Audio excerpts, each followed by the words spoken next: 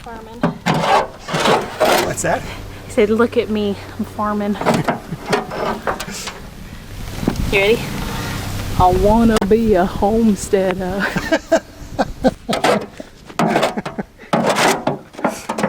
Fake it till you make it, baby. Oh, we've made it, baby. We've made it? We have 60 acres. We have made it. We have 60 acres, 9 chickens, 4 pigs, 2 dogs, and either a wife or a husband.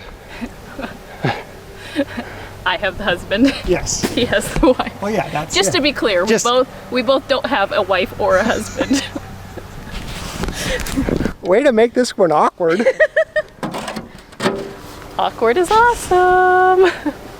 And hi everybody, this is Nate from the Kraemer Life. And Katie. Also from the Kraemer Life. And today we're going to do some homesteading stuff.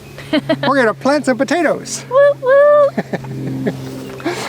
We're going to try 3 methods of planting potatoes. Okay. I can't do 3. 3? You do 3 that way? I do 3 this way. I do 3 this way. Oh. 3 methods of planting potatoes. We're different? Oh, imagine that. And we have 2 types. How do you do 2? Do you do this? 2. Or you do 2? I just do 2. 3. 2 types. Oh, that makes sense. Just easier. Of potatoes. So we have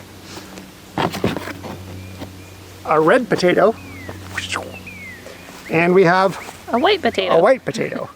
Now these potatoes have been sitting in the dark in a cool space in either a filing cabinet or a box to almost a month.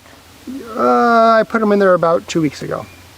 I was gone for 2 weeks. We did it before I left. Oh, okay. Well, wow. So yeah. So that way they're developing their little eyes and they're ready for us to plant. Now the way we're going to do this is 3 methods. The first method is the mounding method.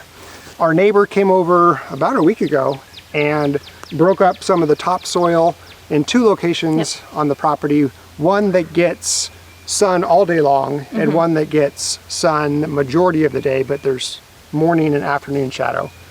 All right, everybody, so we have a special guest today. This is our neighbor. This is Howie. He brought his tractor over and he's going to help us till up some of the soil here so we can start planting our potatoes and various other stuff. And we met Howie probably the 3rd visit. The 3rd visit. That we were here when we were touring the property. We put in the offer, we were under contract, and we met you. Yep. And you were the ones that told us that it was not a chicken coop, not an aviary, but it was a corn crib. Yes. Yes. Because we were a little confused on what it was. We're going to mound and then in one bed, and we're going to do the Ruth Stout Method in the other bed. And then the 3rd method we're going to use is Containers. Container planting. Which we've already kind of started on some of it. Yeah, but we have a lot more to go. Yes. And some of the containers are going to stay inside in kind of the sunroom that we have, and some of them will come outside. Yep. And we'll see how they do. And in case you missed it earlier, we bought about 50 pounds of potato starts, 2 25-pound bags, and I think, we both love well, I really love potatoes, and Nate eats whatever I make, so he eats a lot of potatoes. Yes. So anyway, we wanted to get those planted and in the ground. Yesterday, a little bit of snow and sleet came down, so we know we're not ready to start planting the majority of our plants outside, so we do have some starts inside. We'll be excited to get those out in the future, but for now, we're just going to put the things in the ground that we know will make it. So you want to try to do some rows with this multi-edge hoe that we found on Treasure Tuesday. Gray Barn, baby. I'll go ahead and grab a wheelbarrow full of compost. Yes. And we will plant We'll start the rows first. We'll start the rows first with both red and the white potatoes. Correct. All right, let's do it. All right. So for our mounding method, instead of digging a little row, spreading the dirt and putting the compost and potato in the row, A, it's more laborious than I think we need it to be, and B, our little hoe that we found doesn't really, it's kind of loose, and I need to fix this, so it's not really working out so well for us. So we're just going to adapt, and we're going to just put the potatoes directly on the broke up topsoil, and then we'll mound it with compost. Yeah. So let's go get some compost and potatoes. So this compost we got at the local landscape supply. It's a 1/3 leaf compost, 1/3 mushroom compost, and then I don't think it's quite 1/3 of topsoil. So it's a little bit more of the compost and then some topsoil. But we got a lot. I think we're gonna need it.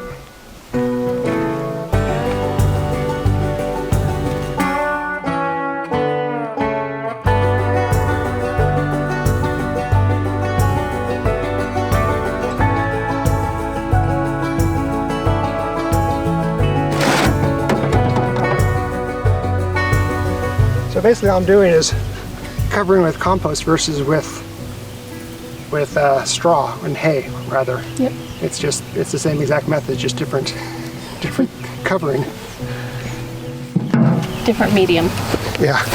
Those of you who have been watching our channel for a while know that I very rarely am wearing the appropriate foot attire, and there's a reason for that. I have been searching for boots that are comfortable and that don't hurt the top of my feet for over a year. And I've finally found some. We found these Hisea work boots. I actually have a neoprene rubber rain boot, and they are so comfortable. I wear them around all the time. They're easy to slip on, and I've been using them for gardening, hiking through the woods, on our Tuesday treasure hunts. They're waterproof. Like I said, they're extremely comfortable, and for me, one of the most important things, I don't know if a lot of other women have the same issue, when shoes are too tight on the top of my foot, I cannot wear them. That's typically the reason why I'm barefoot 90% of the time. You'll start seeing me in boots a lot more frequently now. The next method is going to be so much easier. Yeah. Except for hopefully it doesn't cause like your allergies to go Crazy. haywire, since you and hay don't mix very well. Pun intended. Ah, haywire, hay. It wasn't intended. Don't be corny. Well, you know. Remember all our corn puns? Yeah, no, I get the reference.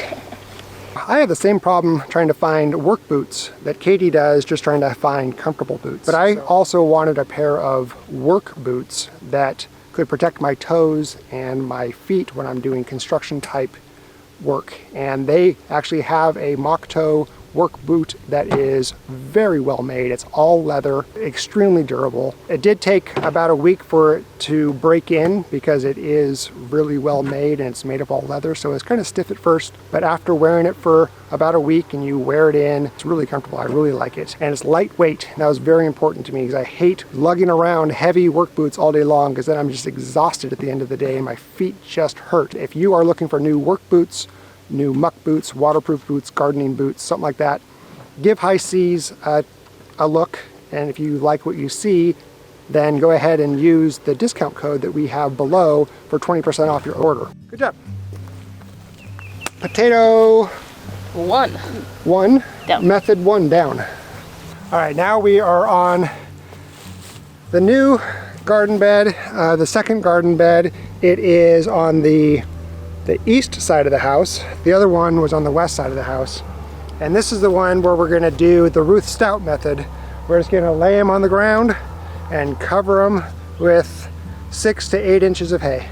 And our neighbor donated the hay, the same one that tilled this garden bed up. So that's super awesome. So we're gonna get to work on that.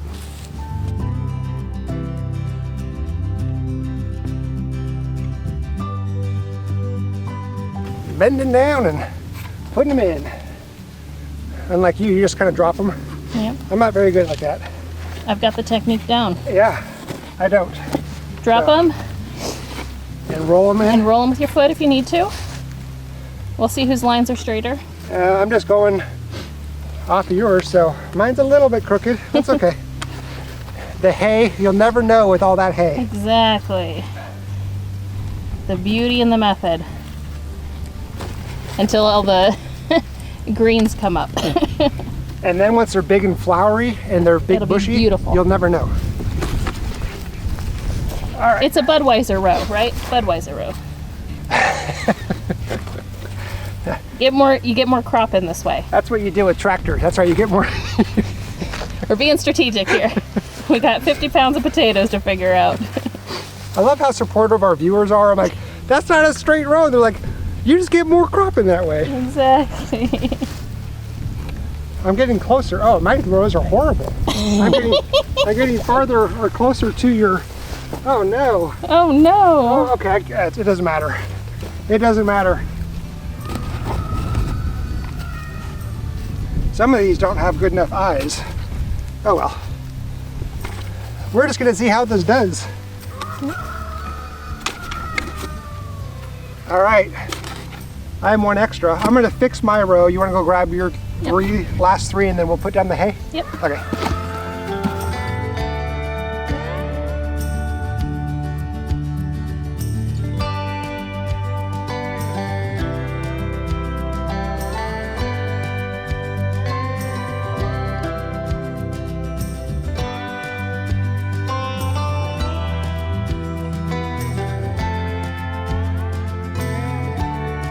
I will say, if it works, this will be our method. This is much easier, especially if you can find hay at a reasonable price, or if you can barter, trade, or you have extra hay. I think if this works, that took us what, 5 minutes? If that. To put together, so pretty exciting. Hours later.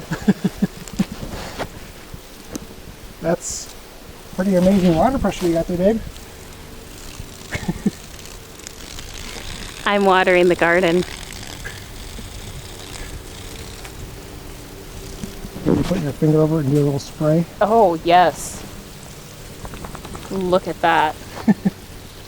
Oh, I can't even reach you. You're 3 feet away. All right, for our third method, what we're looking at is we are going to reutilize this pond liner, and we are going to do kind of a little play on hugelkultur. We'll put some sticks, perhaps some other bedding, some compost down, put the potatoes inside of it, and then lay more compost on top of those potatoes. We're going to do that in the base of it, and then around the edges I think I want to plant some marigold and maybe some other companions for the potatoes that will hopefully keep some of the bugs and stuff away from eating and getting into the potatoes. We are going to be drilling some holes to ensure that there's really good drainage. It does have some cracks in it right now, but the bottom of it does hold water. So we're going to drill some holes, make it a little bit more planter friendly, and then we'll get it all set up and filled up and plant some potatoes in it.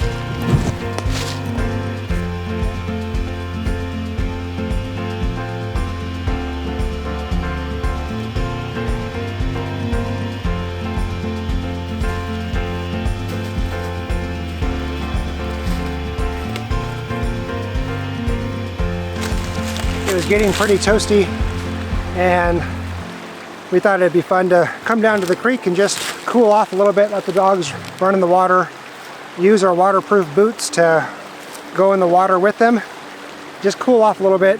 We haven't been down here for a couple weeks, so we thought we'd check it out to see what it looks like.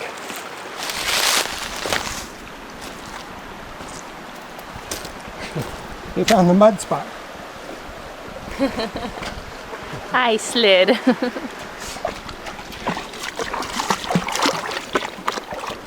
I was gonna go over and check that out. It's so pretty over there. Yeah, how deep is this? Look how deep it is. Look at the dogs. I wonder if it'll go over our boots. I think it will. So I think we might need to go around. 'Cause I don't know if you know this, but waterproof boots are no longer waterproof if the water is above the top of the boot.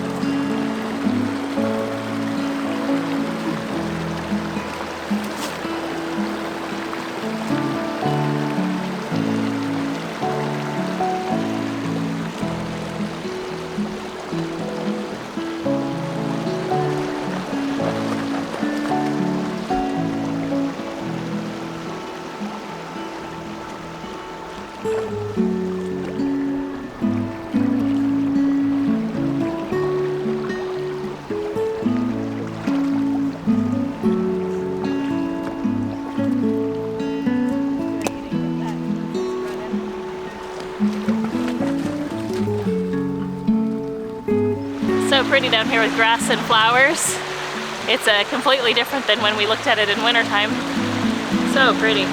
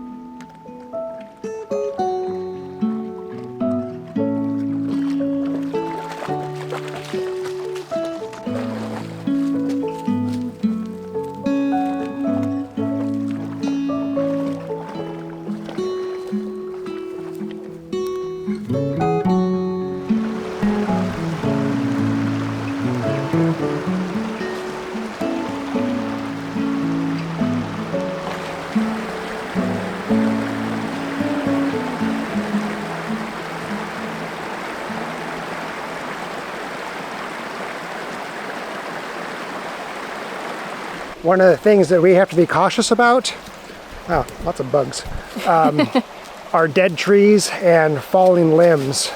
And Yeah, we get some really high winds here, and we have unfortunately, we have a lot of dead trees on this property. So one of the things that we're super nervous about and always looking up for is the dead trees. So this is a great example of one that you don't want to stand underneath or too close to, because you can just see all of the dead limbs and those can fall and hit you. And that's a good, 20 to 40 feet in the air. Yeah. You smell that? It smells like skunk. It smells like a skunk. Gross. Nothing like a beautiful view with a scent of skunk.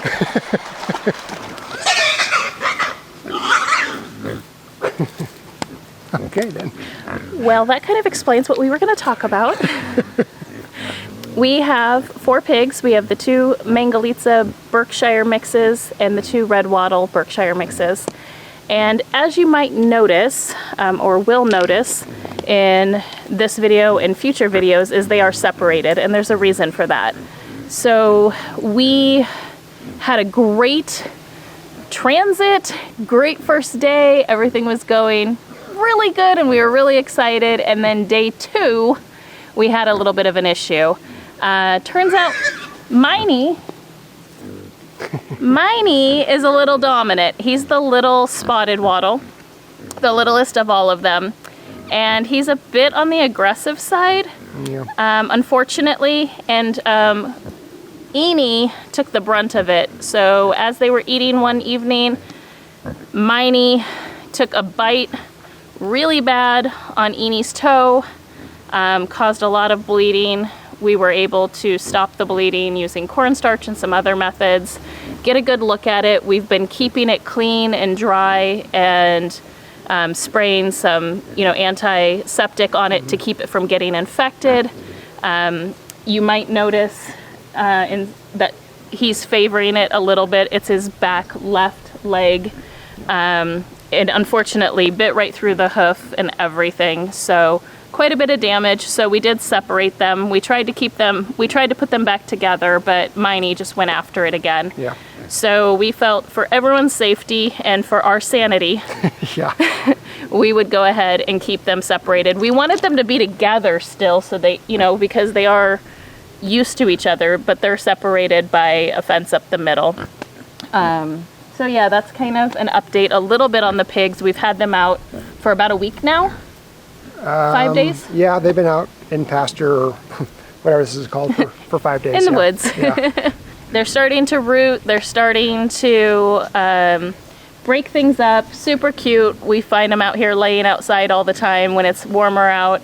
I think they've been enjoying themselves, and they seem to be getting along very well in their two separate areas. I would say Miney and Mo, still a little dominance working out. We're hopeful that it's not just an aggressive male pig, and we're hoping it's just the dominance working out. So we are watching Mo very carefully to make sure he doesn't have any injuries. And if so, we're going to have to remove Miney. And what we'd probably do is Miney'd be on his own, and we'd probably put Mo with Eenie and Meanie. I have noticed that the aggression typically happens around food. And so when I feed Miney and Mo, I put a third of their food in their dish and then 1/3 scoop on each side of their dish on the ground. And so they can choose where they want to eat from. And so if Miney becomes aggressive towards Mo, Mo can move to a different pile. Yeah. And that seems to work pretty well. Yeah. When I feed Eenie and Meanie, I just put it on the ground for them, and they just like to eat it from there. And I put it strategically around their outside pen area where I want them to start digging and rooting and stuff. And so I've kind of been moving that around. We are feeding in the morning and in the evening, and half of their food goes in the morning and half is in the evening. Yep. Yeah. So overall, they're well. We had that unfortunate mishap or whatever it was. Yeah. Day 2. Since then, we've been able to keep that part under control by keeping them separated. So again, we're just monitoring and watching them and making sure that, his foot doesn't get worse, that there's no infection. It's not swollen, it's not gross, it's not bleeding. We've been keeping it really clean. We tried to wrap it, but shockingly, a pig does not like that. It's a little traumatic for everybody. Yeah. But so we tried to keep him as calm as possible and just keep him, do it while he was relaxed in a dark place with the towel kind of, and I was holding while Nate was, tending to the wound, so. Mm-hmm. All right, well, I think that's wrapping up today's video. Yeah, so we planted our potatoes 3 ways. Woo woo. Woo woo. We'll see. We're just wanting, one thing you'll find with us is we like to experiment. We like to try different things.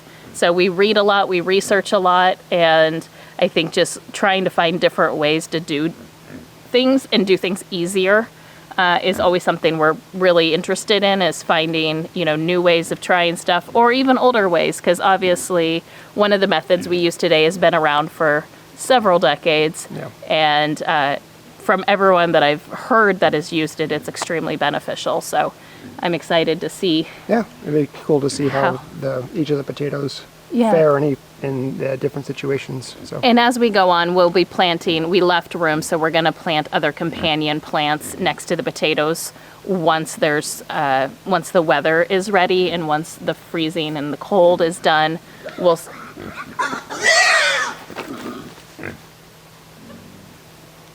There you go. We will be planting more as soon as we can. So All right. Thanks, everyone. We'll see you later. Take care. Bye.